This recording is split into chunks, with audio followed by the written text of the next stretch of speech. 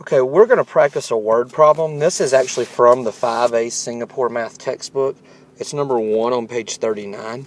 And we're going to practice our bar modeling strategies to solve what I think is a pretty fun word problem. And if we remember, the first step of every word problem is always to read it, and read it carefully. And as we read it, we're going to be thinking about our second step. Our second step is we'll turn the question into a statement. We'll call that our statement, because it'll have a blank in it. And so let's go ahead and read this problem together. Ryan and Juan shared $410 between them. Ryan received $100 more than Juan. How much money did Juan receive? Now, when you see this, you should be able to change the question to a statement. So why don't you pause the video and go ahead and make your own statement, and then check, and we'll see if we have the same one. Okay, I hope you've taken the time to do that. You can see my statement says that Juan received dollars. And what that does is it makes sure we answer the correct question. We're after how much money Juan received. Now, the next thing we need to ask ourselves is who and what is this problem about? Well, we can see the who, that there's two people, and it's comparing them.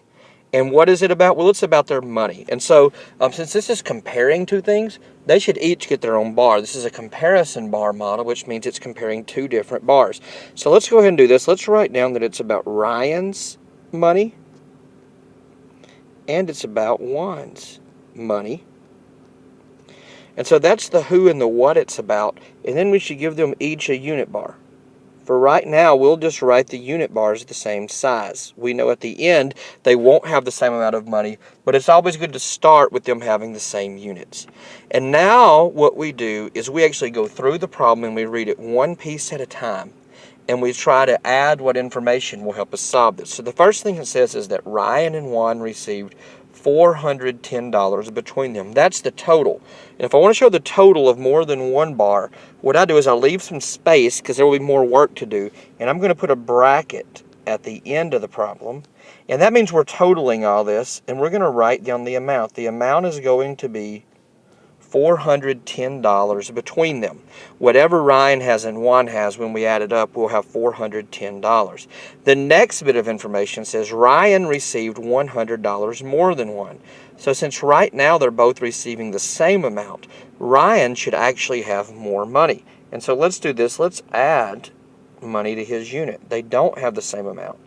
And how much more money is it? Well, it is $100 more dollars. So I'm going to mark that on my model.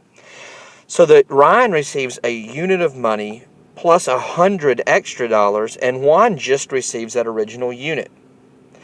And the total is $410. Now the question is, how much money did Juan receive? One of the most important parts of working a good bar model word problem is to make sure we put the question mark in the right spot. So the question is, how much money does Juan have? So we will put the question mark beside Juan's money. Okay, now I want you to look at this problem and recognize that we have the same unit on Ryan and Juan. Ryan has an extra $100. The total is $410. And I want you to figure out how you can find the amount of money that Juan's unit is. I want you to go ahead and pause the video, work that out, and when you think you've got it, start it again and we will work it together. Okay, I hope you've taken some time to try to figure the answer. Here's what I want to do. We're going to actually figure out what we're going to calculate, and here's what I noticed. I noticed that there are actually two equal units on here. So I'm going to write that it's two units that are the same. Plus, there's $100 extra dollars. And if I add the two units and the $100, my answer is going to be $410. Now, when I have more than one unit and they're equal, we're always going to know that that means we can divide to get the answer. But we can't divide yet. And the reason we can't divide is division only deals with equal units. But Ryan and Juan don't have equal amounts. It's this $100 that gets in the way. So the question I would ask myself is, what number would I add to 100 to get $410? And of course we know that we could do 410 minus 100, and the answer is 310s. So that the two units must equal $310, right? Because it's 310 plus 100 that equals 410. Now, since we've gotten rid of that 100 that was in the way, this is the point where we can actually say, well, there's two equal units that are 310. What is each unit? And so let me take this and slide over here. And we actually now can divide. We can say that 1 unit must be $310 divided into 2 equal pieces. So we're going to do 310 divided by 2. And when I do 310 divided by 2, I get the answer 155. And so that means that each unit must be $155, and we can actually say that one received $155. Now it looks like we're done. There's actually just one thing left to do, and that's to check and see if our answer makes sense.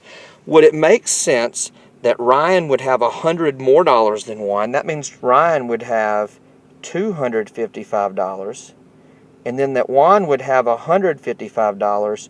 Would it make sense that they would have a total of $410? And it seems like a reasonable answer. When I work it out, I see that it's definitely true. And so the answer is that Juan received $155.